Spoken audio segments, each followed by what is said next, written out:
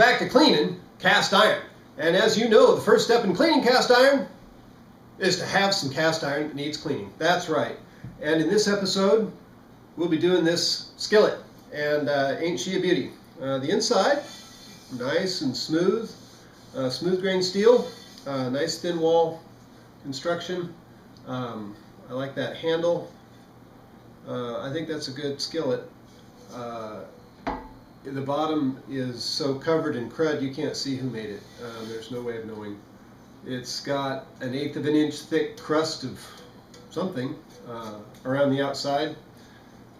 So whoever had this, well, they must have wiped it out when they were done.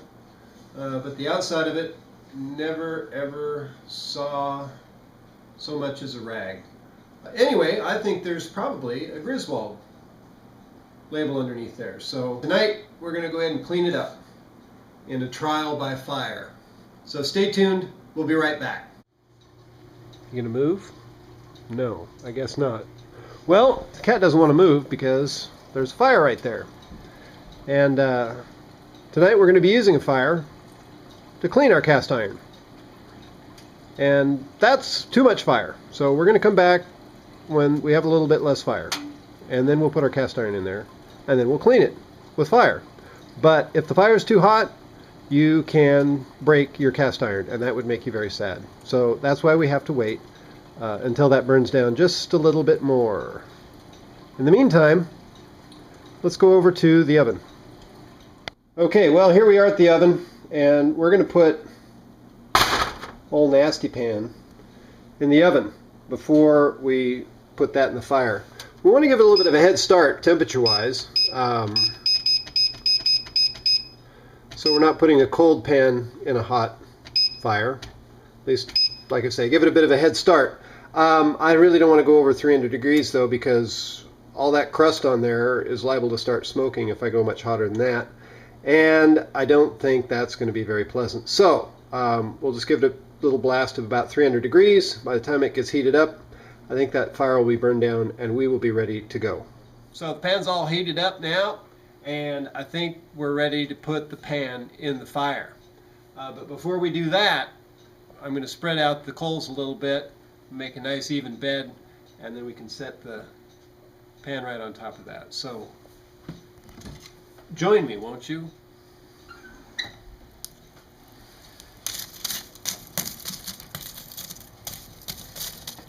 Ow, that's hot. Hot. Hot, hot, hot. Okay, and I thought of one other thing here.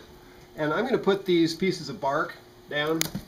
The bark is fairly fire resistant, and so I'm going to set the pan on top of the bark.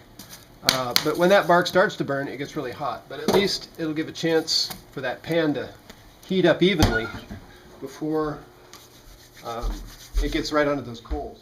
All right, let's do it.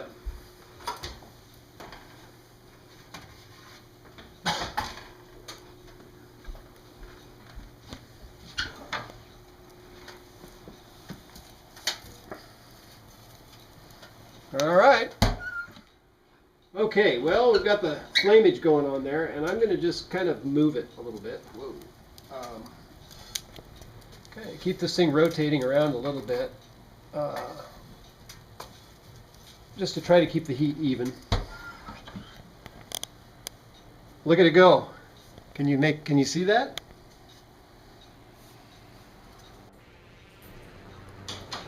And that grease fire is still going. That bark is starting to catch on fire, so that's going to make things extra hot. Yeah, the grease is burning off the front of the pan now. Look at her go.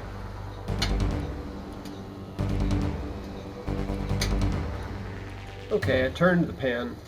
Again, we're just going to kind of turn that thing from time to time.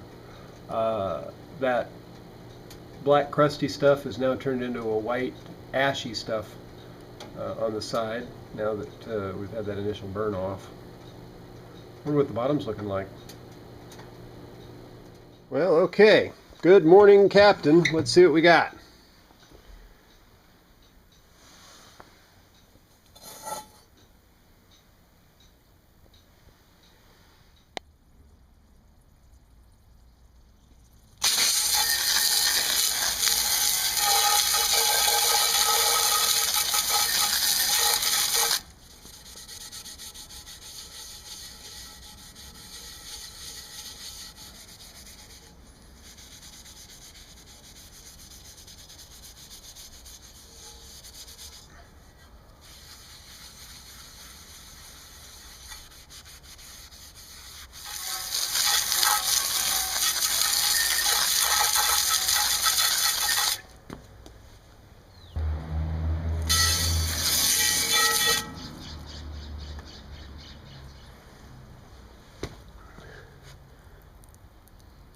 Well, just as we suspected, a Griswold.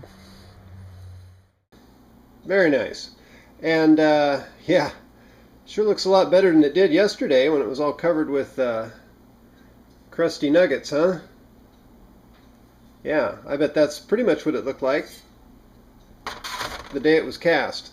So we're going to stick that in the oven at 200 degrees for about 20 minutes or so. We're going to drive out any of that moisture, and then I'm going to apply the first coat of seasoning. How much of that stuff left?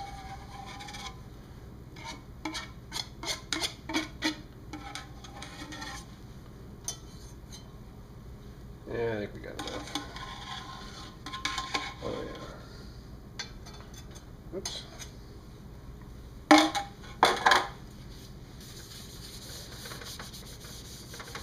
Yeah, heating the pan before you apply the seasoning, they say opens the pores. But as far as I'm concerned, it just makes it a lot easier to apply the stuff.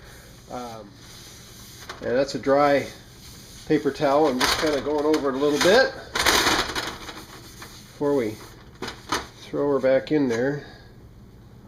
I'll wipe this down. Otherwise, I'm just going to keep getting drips on it, aren't I? Yeah, perfect. Now let's see how we did.